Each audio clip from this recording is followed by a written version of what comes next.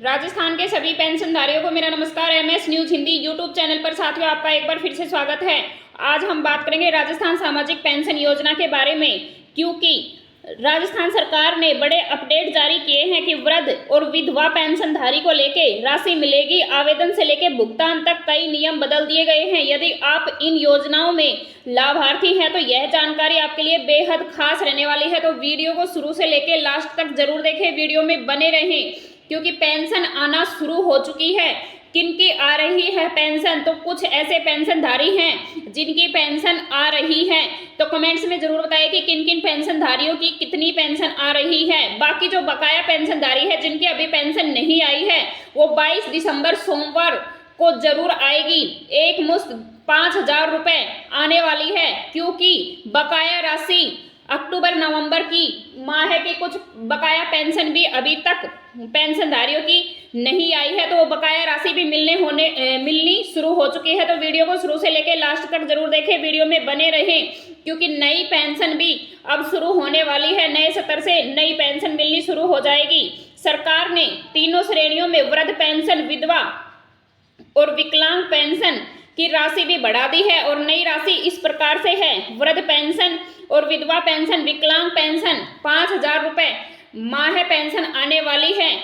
हो सकता है कि कुछ राशि बढ़ा भी दी जाए और घटा भी दी जाए, लेकिन यह राशि राज्य के आधार पर थोड़ी बदल भी सकती है। लेकिन ज़्यादातर सभी जिलों में, राजस्थान के सभी जिलों में लगभग सेम नया भुगतान ही प्रस्तुत होगा, यानी कि सभी को सेम राशि ही मिलने वाली है, क्योंकि यह 2025 में लागू किए गए नए पेंशन के नियम भी हैं। और नई पेंशन सरकार ने पेंशन वितरण प्रक्रिया को पारदर्शी और सरल बनाने के लिए कुछ बड़े बदलाव भी किए हैं। तो वीडियो के माध्यम से हम जानेंगे कि कौन कौन से बदलाव भी कर दिए हैं। सरकार ने साफ कर दिया है कि 22 दिसंबर से पहले सभी लंबित पेंशनधारियों के खाते में रुका हुआ पैसा भेजा जाएगा। डायरेक्ट बेनिफिट ट्रांसफर के जरिए एक साथ कई महीनों का पैसा भी डाला जाएगा। तो हमारे राजस्थान सरकार ने साफ बोल दिया है या बता दिया है कि 22 दिसंबर से जो भी पेंशनधारी हैं जिनकी पेंशन अटकी हुई है, उन सब का पैसा डीबीटी के माध्यम से सभी के खातों में 22 दिसंबर को आने वाला है। बुजुर्गों और विधवा पेंशनधारी के लिए विशेष मॉनिटरिंग टीम बनाई गई है, ताकि कोई भी लाभार्थी वंचित ना रहे, यानी सबको समान पेंशन मिले। सबसे अच्छी खबर यही है कि 22 दिसंबर पेंशन जारी होने वाली तिथि है, यानी कि 22 दिसंबर को सभी पेंशनधारियों की पेंशन आने वाली है। इस बार पेंशन समय पर 22 से 25 दिसंबर के बीच में सभी के खातों में भेज दी जाएगी। पहले के जैसे देरी की समस्या खत्म। साथ ही सरकार ने कहा है कि राजस्थान के हर जिले में पेंशन भुगतान पर निगरानी रखी जाएगी। पेंशन के साथ साथ तोहफा महंगाई पर भारी गिरावट से भी काफ़ी दबाव डाला गया है, यानी कि पेंशनधारियों की मांग है कि पेंशन को बढ़ाई जाए। जिन पेंशनधारियों की किस्त रुकी हुई थी, उन्हें इस बार एक साथ 2 से 3 महीने की किस्त समय से डाली जाएगी। पेंशन बंद होने के मुख्य कारण क्या क्या हैं? कुछ पेंशनधारियों की 3 से 4 महीने की पेंशन बाकी है, तो उनको मैं बता दूं कि कौन कौन से प्रमुख मुख्य कारण हैं। तो नंबर 1 की बात करें तो फर्जी लाभार्थियों की संख्या बढ़ जाना।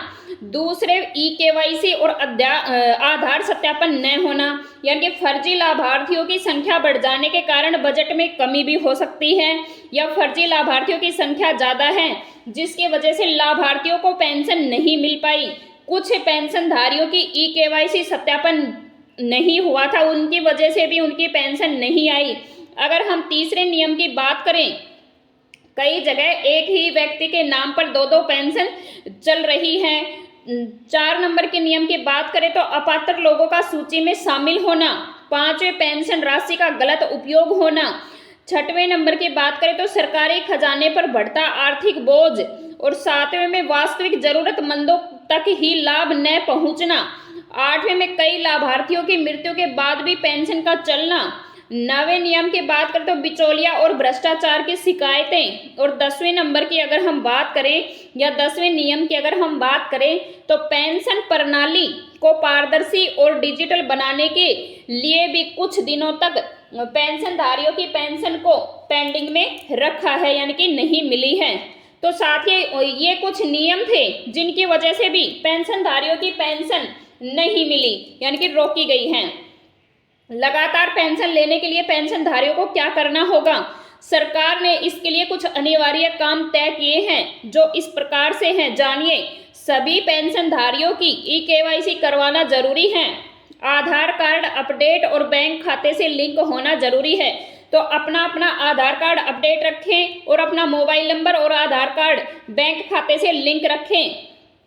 पेंशनधारी को हर साल जीवन प्रमाण पत्र जमा करवाना होगा। बैंक खाता सक्रिय होना चाहिए, लेन देन भी होना चाहिए। अपने बैंक खाते से लेन देन अवश्य करवाएं। पेंशन का उपयोग सही उद्देश्य के लिए करवाना जरूरी है। यदि इनमें से कोई भी शर्त पूरी नहीं की गई तो पेंशन तुरंत बंद हो जाएगी।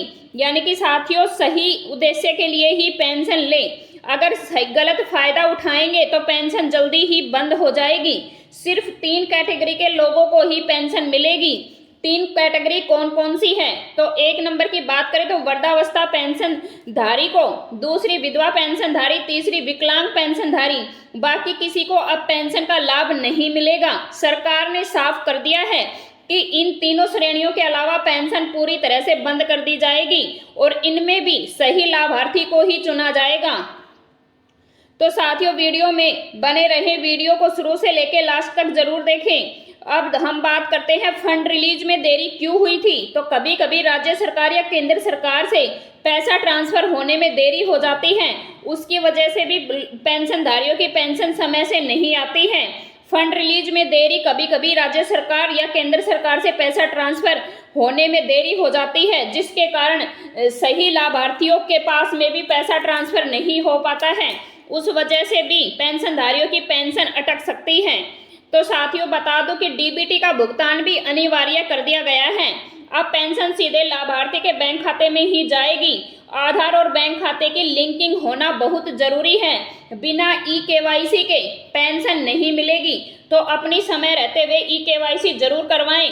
साल में एक बार जीवन प्रमाण पत्र जरूर जमा करवाएं, क्योंकि पेंशन 22 दिसंबर को पुरानी पेंशन आने वाली है और सभी की पुरानी पेंशन एक साथ जमा हो जाएगी।